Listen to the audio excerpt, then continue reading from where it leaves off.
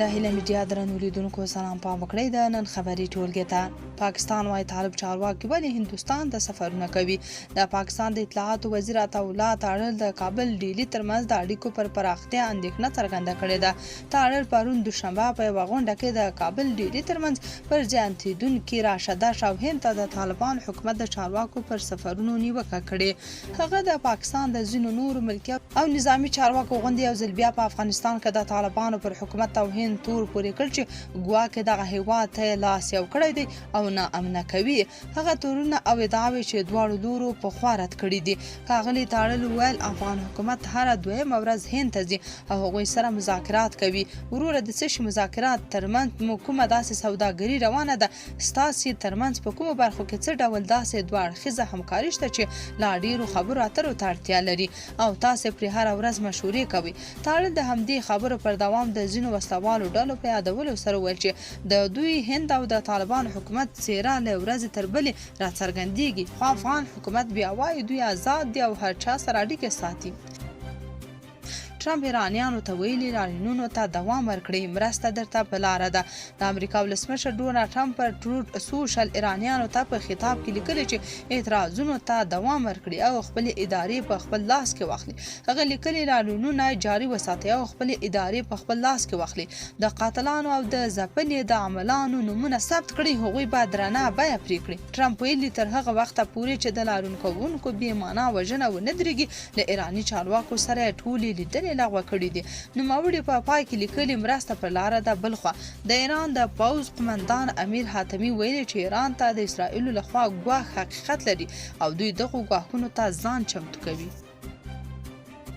ایران ومنله چې لاریونونو کې 2000 کسان وژل شوي. ایراني چارواکو د سې شنبې په ورځ ویل چې په وروستیو لاریونونو کې د امنیتي کسانو په ګډون شاوخوا 2000 کسان وژل شوي دي.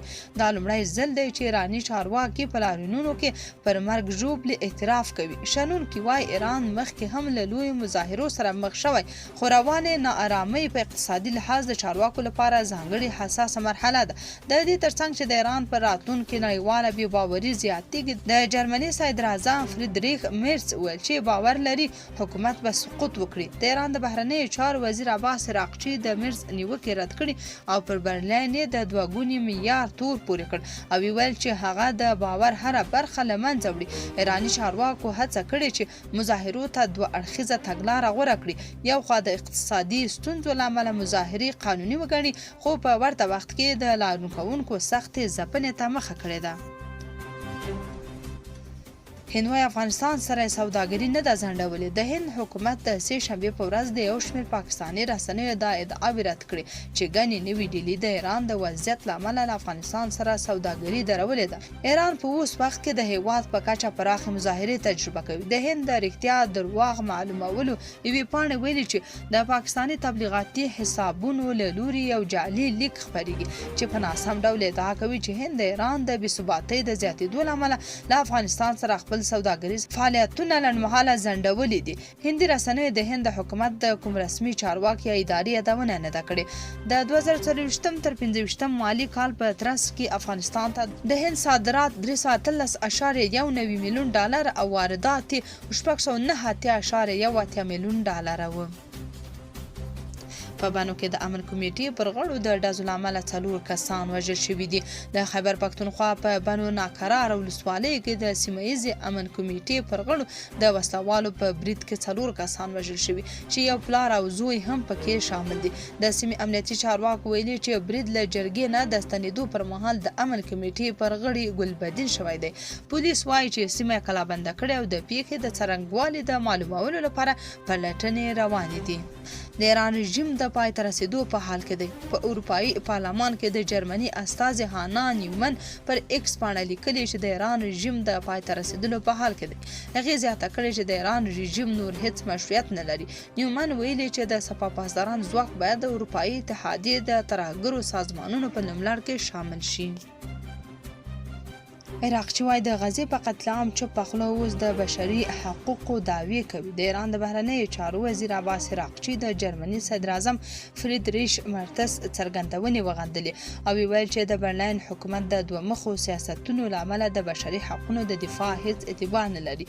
نوموړي په خپل ایکس باندې لیکلي چې جرمني کله د ایران د وسلوالو ډلو پر وړاندې د عملیاتو غږ پورته کوي او تاوتریخوالی کمزوری ګڼي، خو په ورته وخت کې د اسرائیلو په غزه کې د لسګونو زرو فلسطینیانو د وژنې ملاتړ کوي او د امریکا لخوا د یو دولت د مشر د تښتولو په اړه چوپ پاتې کیږي.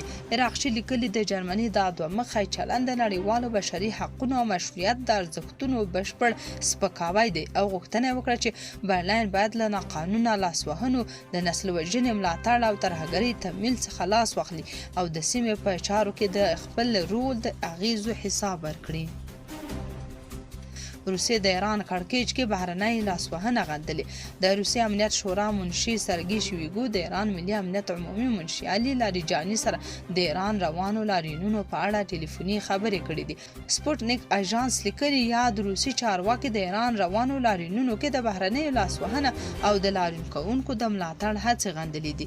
روسي چارواکي په ښکاره امریکا او اسرائیل نه دي ښودلي، خو تهران بیا دا دواړه هغه ښکاره او پټ دښمنان بولي چې دوی د روانو لارینونو او نور شومو پلانونو تر شا لاس ویني.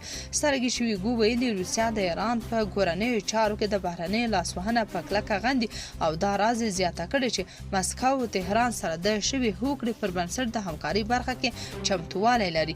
ایراني چارواکي وایي روان لاریونونه د امریکا په لمسون پیل شوي چې موخه د ایران ثبات او امنیت ته زیان رسول دي. ایران له پاکستانه داخليدونکي وسلوال نیولي. کرنټ ریپورټ رسنۍ د ایران د استخباراتو له قبل راپور ورکړی چې د وسلوالو ترهګرو هغه ډلې نیولې چې د پاکستان د ختیځ نه ایران ته داخله شوې وه. ایراني استخبارات ویلي له یادې وسلوالې ډلې سره اسرائیلي او امریکایي وسلې هم نیول شوې دي. د سرچینو په خبره له پاکستان څخه رهبري کېدونکې دې ډلې ایران کې د لاریونونو پر مهال د مهمو زیربناوو د ویجاړۍ او ترور پلان درلود. یاده دې وي چې هندوکش غږ پرون ورځ هم په دې اړه راپور خپور کړی و چې پاکستاني رژیم د ایران د حکومت د بدلون په هڅه کې دی او عملاً د امریکا او اسرائیلو په صف کې ولاړ دی. په 2015 کال کې د پاکستان د سند ایالت په مرکز کراچي ښار کې د کوڅه ډبو او لیونیو سپیانو د بریدونو پیښې په بېساري ډول زیاتې شوې دي. د راپورونو له مخې شاوخوا 29,000 کسان د سپیانو لخوا داړل شوي چې له ډلې لږ تر لږه 22 تنه مړه شوي دي. روغتیایي چارواکي وایي ډیری قربانیان پر وخت واکسین او درملنې ته لاسرسی نه درلود. له بلې خوا ځایي محکمې د وضعیت د جديوالي له امله حکومت ته سپارښتنه کړې چې په عاجل ډول د لیونیو سپیانو د واکسین او کنټرول منظم پروګرام پیل کړي.